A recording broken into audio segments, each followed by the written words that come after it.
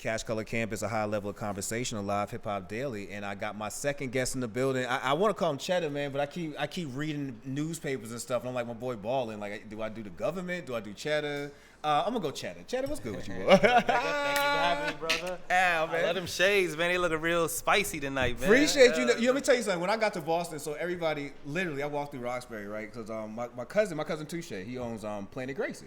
Okay, so okay. I pulled up on. Shouts out to Touche, man. Yeah, I pulled up on Shay, and the first thing I walk in the store, first thing everybody say is, "Damn, he like Gucci Man." I'm like, y'all need to get the fuck out of my face with this shit, man. But I'm blessed to have you on, man, because one, I've been a fan of Cheddar DVD. Like, even before I knew you was from Boston, like, I knew what Cheddar DVD was. But I've really been getting into your story, especially after reading your joint in the Commonwealth, about the issues with social equity in Boston. And I'm gonna be real, like, I when I was in the city last 2 years, when I popped in the city, I was more interested in what was going on in my neighborhood, Mattapan, when it came to the cannabis, because I'm like, I keep seeing people talk about this, and they say they from Boston, they in the state. But whenever I'm in the city, I don't never see any real action. You know what I mean? And it was weird to me. So I was like, I gotta talk to somebody in the city who lives inside the city and get these real conversations. I felt like you would be perfect for that. So I was glad when you said you was gonna be in the city. Can I do the show? I was like, hell yeah, let's do this, man. Definitely. Listen, had a discussion because it needs to be had. Yeah, man. All right, so before we get started, man, let people know who you are, man. Like, who is Albie Montgomery? Man, my name's Albie, aka Cheddar. Yep. You know, right now, you might know me from a DVD, but I'm an entrepreneur. Yes. You know, by nature, you know, naturally I like to take on projects and come with ideas and put things together. Maybe a long way package in a fresh Fonto leaf. That's one of my inventions. It might be a DVD. It might be some real estate. So I'm an entrepreneur by nature. Bro, like real trap, like even again talking to Shay, he was like, dog, I remember when boy used to be up at the games, man, in the parks when we was playing them basketball games. He said, bro, he used to come through with the grills. Like, this nigga's a hustler. Like he was flipping the foods and all that. Like, all he know is how to hustle. So I was like, so I had a mobile truck. Word. Back in like 2000, 99. What, early? I was doing mobile trucks, early. Cause I just asked my neighbor. He's in the food business. I said, yo, why don't you get a mobile truck? He said, yeah, I just looked at one. He said, I seen one for 40 grand. I seen one for 80 grand. I laughed at him. Yeah. I was like, yeah, I used to do that. He looked at me, he would stumble. I said, yeah, I paid like $13,500 for my truck. I said, but when I was done, I sold it for like $22,500. After I made my money back a couple of years, and he was just looking for me like, man, wow. So yeah, the game's changed. Game has changed, bro. But part of the game changing is all of us kind of just morphing into what we are right now. Speak to us about Cheddar DVD, because I know that was a cornerstone for you, man. How did you come up with the concept of Cheddar DVD, and what was it like trying to bring that to life? Originally, it was supposed to be a magazine. Okay. So it was designed to discuss entrepreneurs, in the urban environment and what they were doing, and bringing their stories to light. Yeah. So it was like Source Magazine meets King Magazines meets Black Enterprise. Okay. So taking all this and merging it into an actual magazine. But when I was starting to do the research and seeing what the price was to actually produce a magazine, when you're talking about writers, and you're talking about editors, and you're talking about going to print, the magazine was extremely expensive of what it cost to actually produce a DVD. Mm-hmm. And then what I found too was the retail value of a magazine. Magazines were selling $4.99, $5.99. At this time, DVDs were selling $19.99. Yes. So common sense at the time just said, damn, Smack had just kind of came out, and I was looking at the two, and I was like, man. So I invested in my money in camera equipment. Instead of, buying writers, I think I put $20,000 or $30,000 in camera equipment. Yeah. And from there, it was, That's a move, man. And you had a chance to cover a lot of amazing subjects, a lot of amazing people. Who was some of your favorite interviews from the Cheddar DVD series? I would always have to go with Suge Knight. Originally, because that's the one that kind of like introduced me to like, oh, who's Cheddar? That was like, who is this guy? You know what I mean? Because it was like, it was the cover was amazing. It was Suge Knight on the cover smoking a cigar. It was like my second volume. It might have been like 02, 03, maybe 04, one of those years, early 2000s, and it was so controversial. He was, like, don't get that mic out my face, and he was, it was a back of Source Awards, and You know, it's Petey Pablo's there. He's jumping in. Remy Ma, she's in the back. She's a young artist. So you got all this talent, and Suge Knight is just like going off. So so back then there was no YouTube, there was no phone. So it was something that people wanted to see. Yeah. So that was spark. Like they my first DVD I might have sold about 500 to 7,500 copies. This next 7,500. This next DVD. Man, I sold like 5,000 in like 2 weeks. So everybody I wanted went back to hear to print, and then it was like then I found like the bootleggers. I got introduced to that, and before you know it, it was like it was out of my hands at that point. Now I think about the bootleggers must have been going crazy with that, man. Oh yeah. Yeah, they must have been going crazy. But you built a really strong platform with Cheddar DVD, and as we look now, things are changing. Most things are turned into online properties, blogs. You're looking at podcasts. Have you thought about how to evolve Cheddar DVD past the DVD, past the magazines, as we go into a new year and just new ways of consuming media? So I do have a podcast, Cheddar Man Cave. Check that out. Yeah, it's true. Yeah. But my passion is film. I went to film school as well. I went HBCU. I got a BS in management with a minor in entrepreneurship, and I also went to film school, so for cinematography. So my passion is really to do a film. Okay. But to really do a film in the right way, you got to spend some money. Facts. But as an entrepreneur, if you're gonna spend some money, you want to make that money back. Yes. Yeah. So, yeah. And then to go out and to raise the money, it takes time to raise that capital. So that's my passion. So I don't know where I am with the film. I'm a born hustler. So if I don't see the dollars, it's hard for me to move fast. Bro, I got a film right now we should be collaborating on. I've been trying to tell people for a while, like, Mission Hill, right? When Mission Hill High was like for real and the basketball was for real over there, like that's a story. Like you talking about Wayne, you talking about Randall, you talking about like all the people that came out of Mission Hill, like that was just like almost like they was almost like rolling out a basketball camp out of them projects, man. Like Roxbury is full of stories. For real. Roxbury is legendary. People just don't know it because they just see this white city. Yeah. But they don't see the Malcolm X's. They don't see the Bobby Brown. Look, bro. They don't see the Bill Russells having the back in the days. He owned slaves, Bill Russell. Yeah. And all the stars came there. They don't know this stuff. They just see this white Larry Bird city. They don't see. It hurt me. It hurt me too. It's hard from being a black kid from Roxbury. So when people tell me too, they like, so you from Boston? Why don't you got the Boston accent? And I say, let me tell you some real shit. And I'm gonna try to break this down as simple as possible to y'all. If you saw the New Edition movie or the Bobby Brown movie, them were kids all from Boston, all from Roxbury, Orchard Park Projects. Which one of them said "Pack the car by the highway"? None of them. Now, fast forward. Let's go over here. New Kids on the Block. Let's go over here with Mark Wahlberg. All of them use that. Correct. That should tell you something right there. Like that's not a normal thing. Like only South Boston, like my cousins say, South Boston took that and they ran it to the suburbs, and suburbs ran into the ground.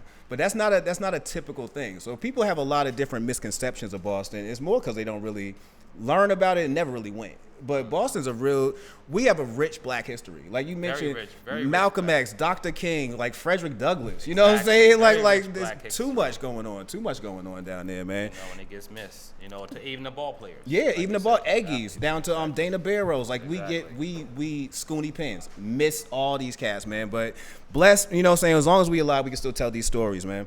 And one of the stories I want to talk about today, especially with Boston, is weed. You know what I mean? Like I watched the state of Massachusetts go legal last year. I've heard the conversations about social equity. I've watched people speak up about what they want to do in the game.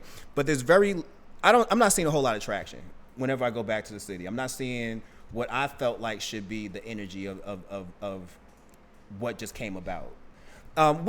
Speak to us about being in the city and seeing the city go legal, seeing the state go legal. Like, what was your first reaction when you heard that they finally passed recreational? I want in. That was my first. I want in. Shit. No way. Yeah. Hey, no way. Especially being from the town. I got an opportunity. Yeah. So. And so at that time, I was lucky because I actually applied for a social economic assistance. Yes. It's called a priority package. Mm-hmm. And basically, it allows you to go to the front of the line. And in Massachusetts, it's already said that, okay, we can give you permission to open up, 3 dispensaries. Yes. And 100,000 feet of canopy, so I can open up 100,000 feet grow. But there's some catches to it, you know, and that's what we can discuss. But you know, that's where I was able to get in, and there wasn't many. Yeah. You know, out of the whole city of Boston, there's only 66 of us who have this. Now, that's where the fun begins. Yeah. And out of those 66, not one has a store open yet. And this was over a year ago. Yeah, this is a real conversation, because when I was reading your article again today, and I'm like, yo, it's just crazy. Not one, it hasn't popped up yet. But I was watching this one brother talk about he want to open up stores in Mattapan Squares and all this, and I'm like, I don't even know where you could. You know what I'm saying? Like I was being in Mattapan Square. Now, one, for you to do that, you would talk about raising property value all the way the fuck up. You know what I mean? And that's another thing we want to touch on is actually property value. But it was just almost like, I don't see how feasible it is to even do stuff like that in the inner cities, like from your Mattapan Squares, Codman Squares, anywhere like that, Grove Hall even. Where are you even going to place some of this stuff? Where would a dispensary go? Well, here's some of the catches first.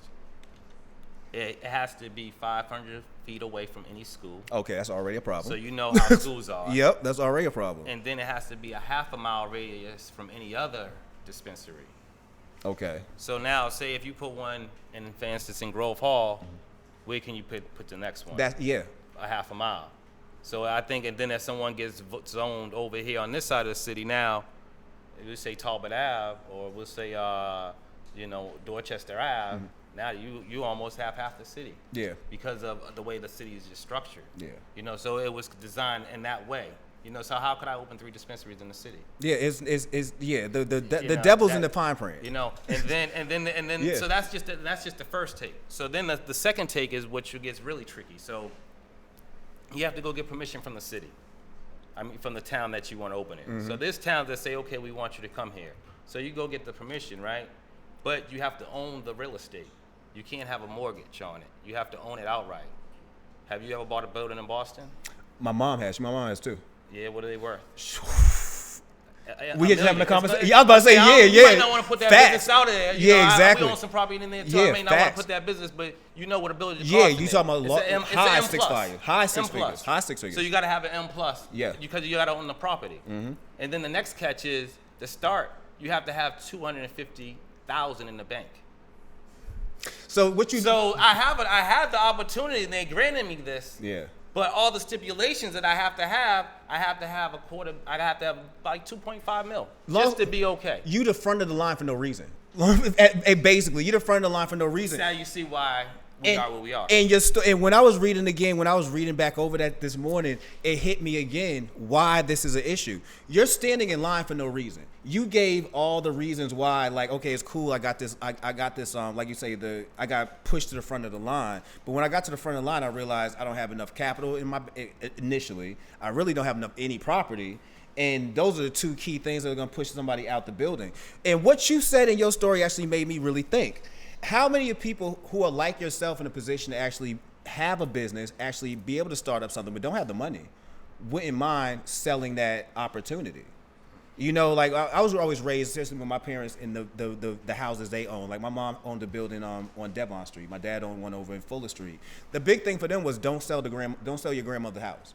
You know what I'm saying? Like don't sell their house. Like my mama now, even like you say, we don't want to do numbers, but I know her crib is in Mattapan. Like don't sell that. Don't sell that. But people will be real quick to sell that spot in that line.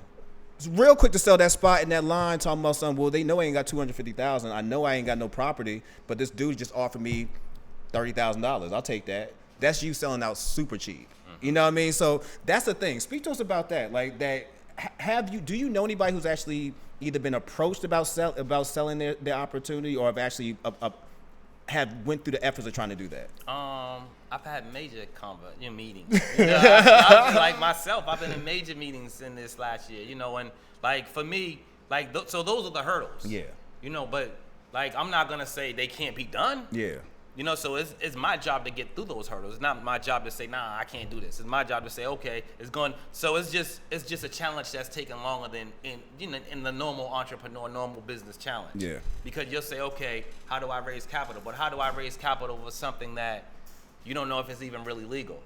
So most people who are going to give you $3.5 million, they're going to say, man, is how much of this can I really put on my tax return? How much can I write off? How much can I get back? How much can I get back? What's safe? You know what I mean? Especially if they're coming up from another state. Yeah. And you can't bring someone from another state. So, you try to ride those lines and try to figure out, how to make this work, and that's where I'm at. Yeah, so your situation, I know you want to bring Life of a Plant to life. Where are we at right now with Life of a Plant? We're in a good place. Okay. I feel like that. We're in a good place. And just because, because I have documents that I signed that I can't talk, but I'm in a good place. I'm in a good place. But back to your original questions about being approached. Yeah. I've been flown to Cali. I've been approached for $100,000. I've been approached for and that's nothing, man. I've been approached for something crazy, something else. I've been approached for what was it? Give him $150,000 to pay off his building, 30% of the company, and $30,000 a month. So that's these are the type of. I swear, I'm telling you the straight up honest truth. right. Like I'm not you know what I mean. But Yeah. some conversation you're gonna take the conversation. Yeah, You know what I mean. But I'm gonna be straight up honest with you. I was there myself. But I'm in a much better situation because as you go through it, you figure out, okay, I know what I'm not gonna go for, but I know what I'm gonna. So you figure out how to make it work. You know what I mean? It's no different than putting a DVD together. Yeah. You have to figure out how to take it from a DVD, take it from tape to get it on an actual DVD. How do I actually go get the footage, take it out, put it on a computer, and bring it back, put it on a DVD, and sell it to someone? Yeah. It's a process. So it's a process like anything else. That's hard body, man. Because I mean, I think them numbers. When you start throwing numbers like that at somebody who might not have money like that, they quick to take that shit. Like I was telling Nicole a little while ago about how I got offered last year. I got offered $125,000 to come invest in cash color cannabis, and they wanted to do blah blah blah blah blah blah blah blah blah. And it sounded good as hell to me at the moment. And I remember my mama again telling me, not only is that not a good deal, it's cheap. I'm just thinking to myself, I don't have $100,000 right now.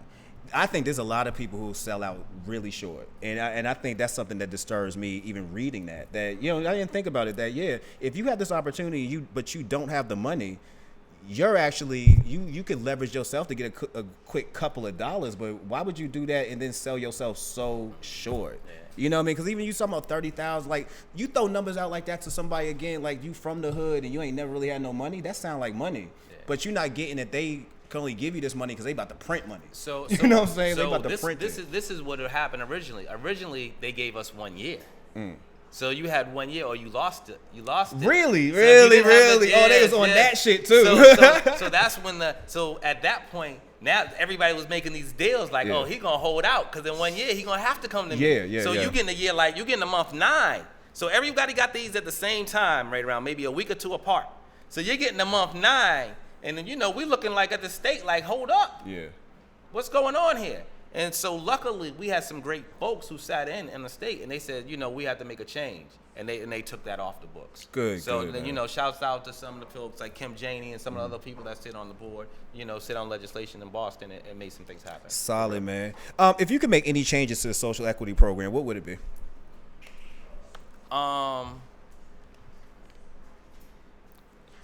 Find a bank that'll work with us. Oh, key. Key. Find a bank that'll work with us. Key. Like at the end of the day, I believe like you do need partners. Yes. You know what I mean? Because you need equity, you need capital, you need money. So either I'm gonna put up some equity, I'm gonna put up something of value, or I'm gonna have to get some money somewhere. So you're gonna have to give up something, and you're not gonna get it for free. And I don't expect that. Yeah. But at the same time and token, take some of these $250,000 out the books. You got to do some things to make it a little easier. You know what I mean? Or they're going to try. Sooner or later, someone's going to buy in. Yeah. But it's a struggle. We'll get there. That's what it is, man. Well, I'm very proud of the journey you're taking because you're one of the few people I know who resemble me, who came up in the same environment like I came up in, who really has the opportunity to kind of capitalize on this right now. And I really want to applaud you on that. I really want to make sure that you take it all the way as far as you can, dog. Like we need brothers like yourself in Roxbury, that face who's been around this neighborhood. Like me and Shay was talking about that serious. Like, yo, there's so many people around here. Like my cousin Kevin, right? My cousin Kevin, you go through Grove Hall, everybody know Kevin. You know what I'm saying? Like we need shit like that. Like we grew up knowing people. You know what I'm saying? We grew up being able to go to this store, and to this moment when I walk down Walk Hill, I know the Jamaican store. I know the person in there. Like, it's almost like they just pass it down to another relative. You know, I like that familiarity. What I don't want to do is wake up and see a bunch of Starbuckses or a bunch of branded out dispensaries in a neighborhood that I always knew as Matterhunt Elementary, and I could walk to school. Now this is looking totally different. So I'll put you up with what happens next though, because it's about timing. Yeah. It's still business, so it's about timing. So they've actually have let a brother in Grove Hall. They have proved them. They're not up. They're not running, but they have said, okay, we'll let you open. Okay. So that looks like that's going to happen soon. How soon? There's still red tape to go through. So hopefully that happens in the near future. You know, if they are, I'll be the first one at the door. I want to support them 100%. Yeah. You know, Yeah. But here's where it gets tricky. Right now, you have a city called Brookline. Mm-hmm. It sits on the border of Boston, on the border of Roxbury. Yeah. You know, but it's primarily white, and they have a bank, and there's a line 7 days a week from open to close that wraps around the building every day, all day. They're handing out coffee in line. They're handing out donuts in line. You're laughing. Yeah, man, because it's real. Yeah, that's real. No? How much you think they did last month? Shit. And I'm thinking about, I might know the place you're talking about. I feel like I seen it on matter of fact, when I was back home, I feel like I saw that same line you talking about, just people out there. If I'm not mistaken, it's called Netta, if I'm not mistaken. How much they probably make? They probably, you talking about that 30,000 they were trying to give you. What they make way more for the 30 days. What you think they made in 30 days? I would say on a conservative average, if not $500,000 easy, maybe 400,000. $5 million. Woo! So what's gonna happen? The big green building, right? Like no, the bank. It's the bank. It's a bank. It's a bank. It's Okay. on the corner. $5 million. Lord. They did $5 million in 1 month. $5 what I'm million. saying is that's fine now, but now when I got one, he got one, he got one, he got one, he got one, she got one, they got one, and we just like liquor stores competing. That $5 million. So that the opportunities that are there today won't be there tomorrow. Yeah. So it's important that we get in now and not tomorrow. Yeah. That's what's up, bro. Hey, well, I support you 100%. I support everybody back home who are trying to do the hustle thing. You know what I mean? So, and also let's touch on a long way, because when I was down there, I was intrigued with this. You know, at one point we had Fronto as one of our sponsors. So I learned, even being back home, that I didn't know Fronto's was a Boston thing like that. Like, never knew that. Like, Touche was putting me on. He's like, yeah, they washed them down in the East in East Boston. Like, yeah, this is it. We do this. Didn't know that, bro. How did Long Way come through for you? You know what it is? I originally I wanted to meet the owner of Fonto years ago. And I want to say this was when I was doing DVDs. Yeah. And I and I liked the product. I really liked the product. And this was maybe like 08, 09 maybe. Yeah. And I remember filming some kids on a yacht. And we was shooting a video. I did a product placement. I had met a gentleman. He had said he represented the brand. He had gave me some, and I couldn't meet him. And the dude went to jail. So I never got to meet the owner. So years went by. I always like, yo, I just liked the font. I just loved it. I loved it. And then I couldn't really get the good fontos that I was getting from the Fonto King one. So I was like, man, what's going on? I was depressed like about it. I was really mad. I got a problem. Yeah. You know what I mean? When it comes to smoking, I'm a what you call a functional pothead, extremely functional pothead. I'm at my best when I'm smoking. Bro, welcome to the room. Okay. So with all that being said, I went on a hunt. Yeah. So I met a farmer, and for the first year I struggled. I mean, I want to say like I was making a leaf and I was doing well, but it was like I say we'll take drugs. Someone trying to cook cocaine and they just messing it up. They just like, you ruin it. Like, what are you doing? It's not right. Whatever drug whatever you're doing, it was cool and it was stinking. It just wasn't right. Yeah. And as time went on, I got frustrated. Sometimes they get moldy. Sometimes I just couldn't get my recipe right. So I ended up having a fire in my office, and I lost everything. So I was like, man, and I had the fire 3 days after I got the announcement that I was accepted the priority. So I'm like, all right, man, forget the long way. I'm gonna just really focus on opening up this cannabis, and getting my dispensary open. And then my buddy said, yo, yo, what's going, these Fonto Kings ain't right. What's going on? I said, I don't know. He's like, yo, we need to get some long ways. I have, and I met a guy, and he was like, yo, let me show you something.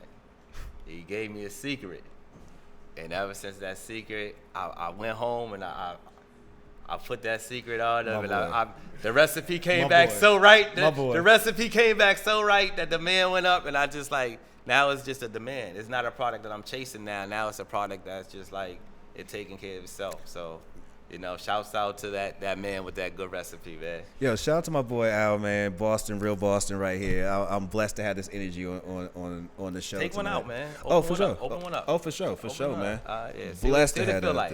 I like to see what they feel like, because I be hoping, like, I truly hope that they're all fresh. Everyone's fresh. Everyone's soft. They are that. They are fresh, that. Yeah. Smell good. Do you keep it refrigerated? Like, yeah, I try to keep them in a cool environment. That's very important. That's what I mean? When we had to do the. Oh man, you got a humongous amount of leaf. That's like so many blunts in there. Yes, it is. You'll be smoking forever. You keep that, all right? My boy. You smoking for like the next 2 weeks. My boy. Next 4 days if you me, but you gotta run through them things, man. What's the future like for you right now, man? I'm a family man at the end of the day, so I'm always juggling work and family. Yeah. So my future is, like more money and more time with my family. My boy, whenever Life of Plant opens up, let me know, because I'm gonna come up there. I'm gonna do the show. We're gonna do it real Boston. We're gonna do it just like that, man. Definitely. For real. Very soon. Trust me. Soon. Thank you for having me. I've been waiting to do your show. So, Mecca, thank bro, you. Let me tell you how I'm blessed to be here. My real goal is, and I told Shay this. I said, bro, I want to do a live show at Planet Gracie. And I wanted to bring on Cheddar. I was like, I think it's just a real Boston thing to do. You know what I'm saying? And being that I know Ed OG stayed down the block not too far. I was like, I bring Ed, I bring Cheddar. Like, let's just do some Boston shit, my nigga. Like, we finally to the place where I feel like, bro, I'm there. Come to Roxbury, nigga ain't saying I pull up all over the city still, so Bro, it ain't saying that. It ain't saying. I make a flip phone call, they'll show up. It ain't saying nothing but a word, but I jump on the 29, come through. Like it ain't nothing to me, dog. It ain't nothing to me. My boy, appreciate you coming through. And that's Cash Color Cannabis, a high level of conversation on LiveHipHopDaily.tv, sponsored by Georgia Hemp. Nicole's